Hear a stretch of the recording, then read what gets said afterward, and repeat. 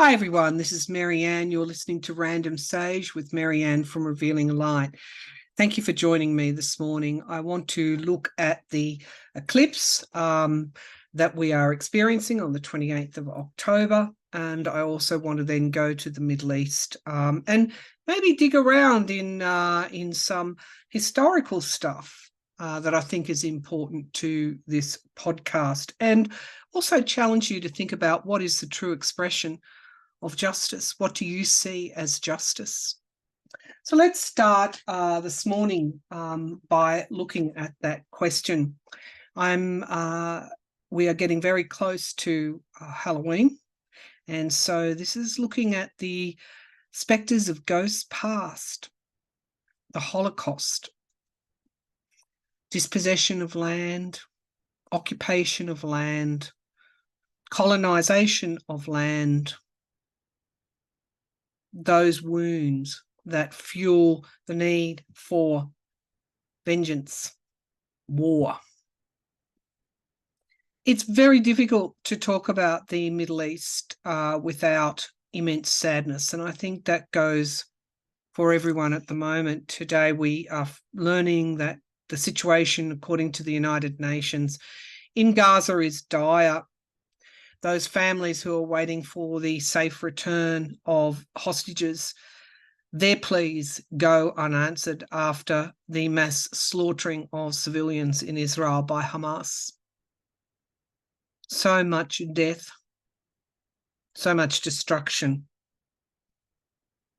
Meanwhile, Netanyahu, the Prime Minister of Israel, who was facing corruption charges, who turned on his own people not more than months ago and hosed them with water cannons as they were protesting for transparency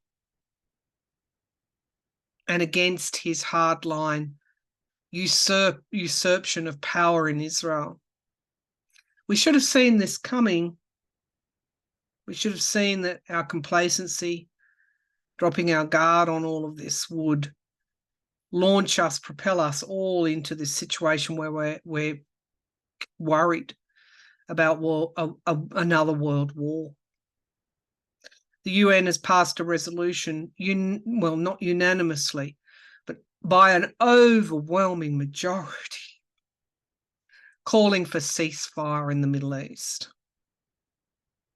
Last week we talked about sanity had left the building, that anyone would know that ceasefire, hostage negotiation and peace talks, and then adhering to any solution would be the only way forward, perhaps in a staged way, which would provide the Middle East with solutions and not more bloodshed. The United Nations yesterday evening, I think, warned there are signs of civil order is starting to break down in Gaza, reporting that thousands of desperate Palestinians are taking basic items like flour and hygiene supplies from warehouses as Israel stepped up its operation in the territory.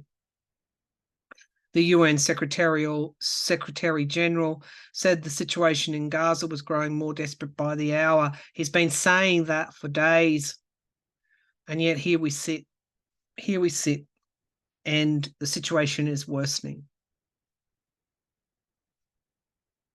Already, I'm quoting from a CNN article, already dire conditions in Gaza created after telecommunications lines went down on Friday evening, deepening challenges for medical services and leaving aid agencies out of touch with their staff on the ground in the densely populated territory that is home to 2 million people.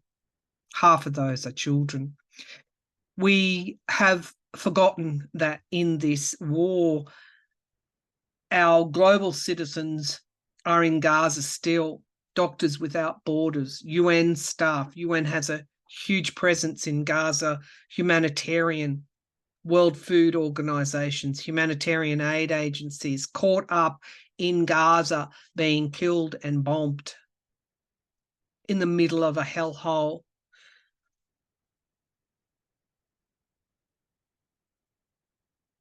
The United Nations World Food Programme also acknowledged that some of its aid supplies were taken, warning of growing hunger. Not enough aid is getting through.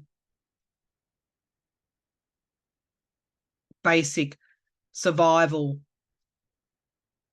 necessities like water, electricity for the hospitals have all ceased because Israel has either cut them off or not allowed them through. For me, in Australia, there's 45 Australians working from a heart-centered approach in Gaza on humanitarian projects. There's Americans working on humanitarian aid and projects within Gaza. The UN staff from all around the world. There is a sign of people losing hope and becoming more desperate by the minute, the UN says. They are hungry, isolated, and have been suffering violence and immense distress for 3 weeks. Some 94 aid trucks have entered Gaza via the Rafah crossing with Egypt so far. It's not enough. It's not enough. Israel cut off the internet to Gaza and under US pressure has turned it back on. Thank God, because the UN and aid organisations like Doctors Without Borders have been caught up in this. UN says around 8,000 Palestinians have died, 1,400 for whoever's keeping toll. Israelis were slaughtered by the Hamas terrorists. A friend of mine said to me over the weekend, it's time to change the channel.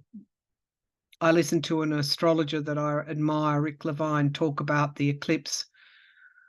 And he talked about having to let go of what no longer serves us.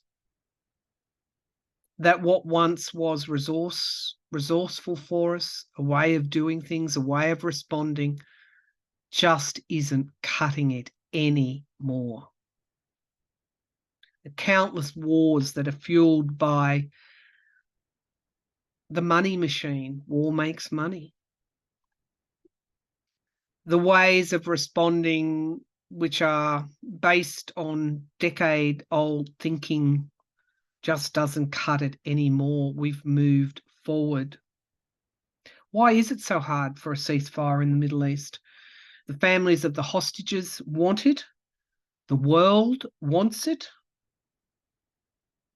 I'll tell you why. And I'll say one name, and that is Netanyahu. I want to quote from an article back in the former president's time. Well, it was written by the Times of Israel, and I'll link it below this.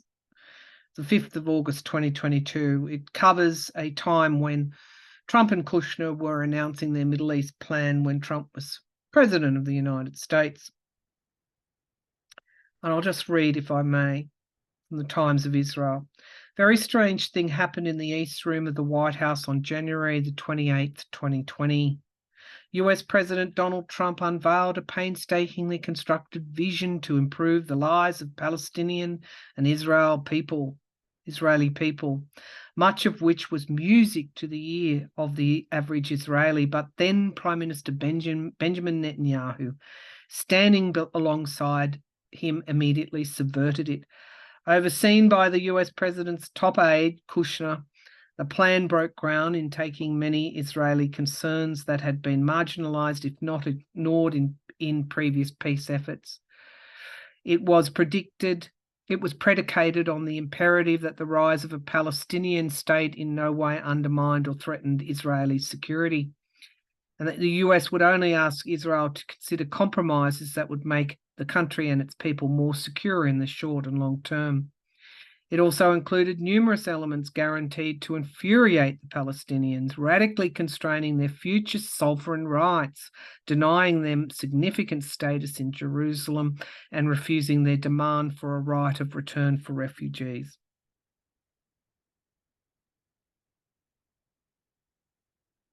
It didn't work. The peace plan obviously didn't work. However, that's not the point of this story. This peace plan that gave Israel so much and took sovereign rights away from the Palestinians was not good enough for Netanyahu. While warmly extolling the virtues of the plan, the Prime Minister instantly smashed headlong through its carefully delineated parameters and informed Trump that Israel would henceforth begin to apply its laws to the Jordan Valley, to all the Jewish communities in Judea and Samaria, and to other areas that your plan designates as part of Israel and which the US has agreed to recognize as part of Israel.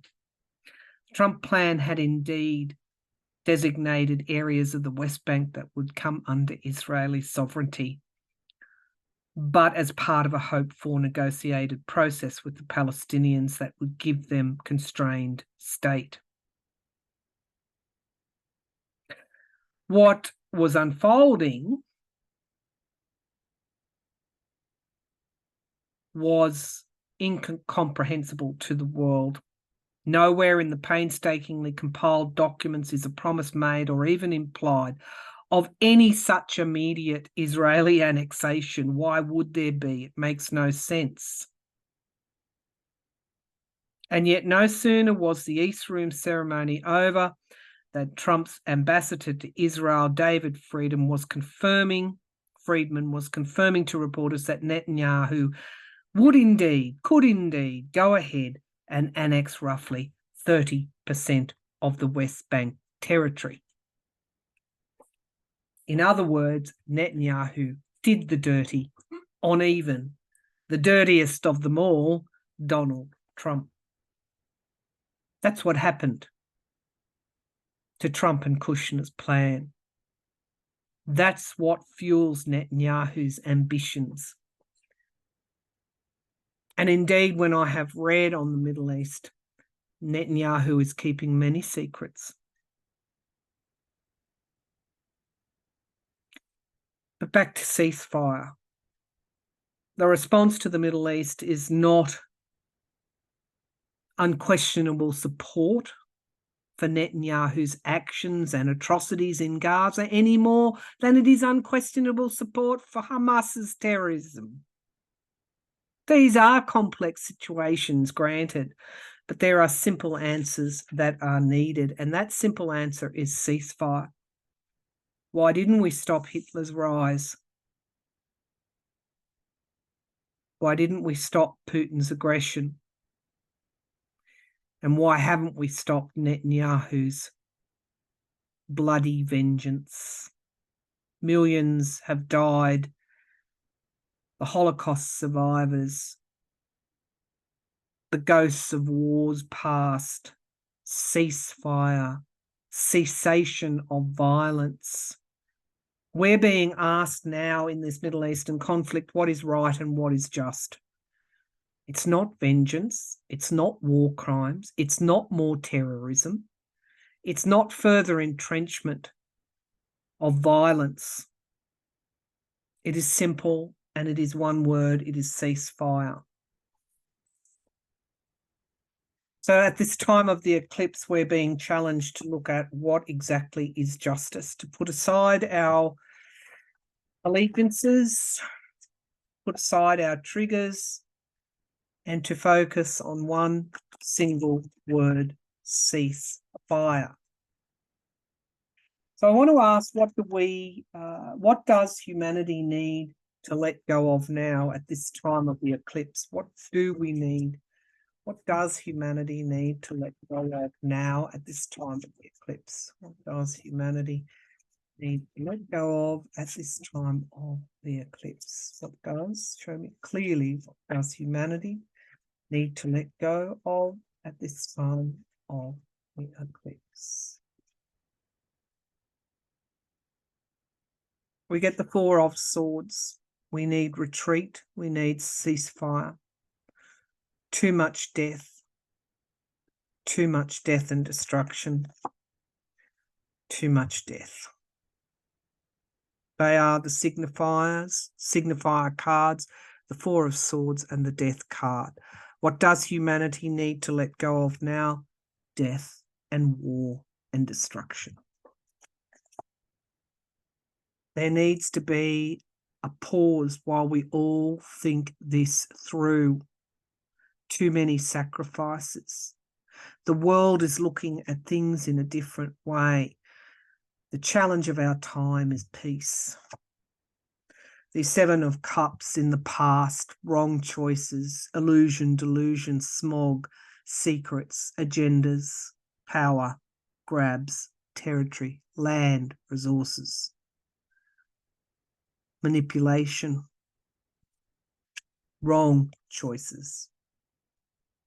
Five of Cups, crowning this reading, the ghosts of the past, the present and the past, the death, the destruction. Letting go of vengeance. The King of Swords, we need to unite. Saturn energy. Now Saturn will be turning direct on November the 4th. Thank goodness. The King of Swords, we need planning. We need truth-telling. We need planning. We need strategy. We need forceful logic, forceful negotiations. The Eight of Swords, our fear of doing just that. It's like we're paralyzed, watching this catastrophe unfold, the death and destruction unfold. We need hope. Who will provide us with hope, if not ourselves? Can we think about hope? Can we believe in hope? Can we pray for hope? Ceasefire. Endings of old cycles, letting go of ways that we have been doing things that don't work for us anymore. Queen of Wands.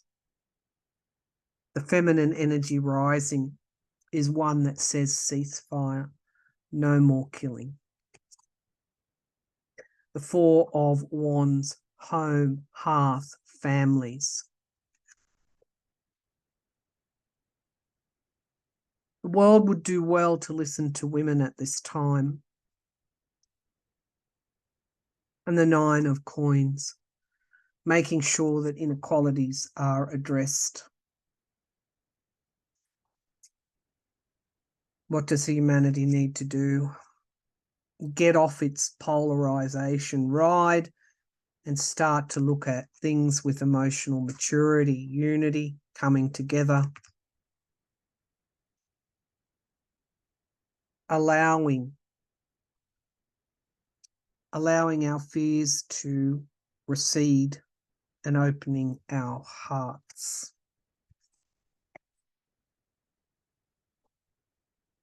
Ceasefire, one word. And all the ghosts of the past and the ghosts of the present, as we move into a time when the veil is very thin, will tell us from that higher perspective, ceasefire, cease fire.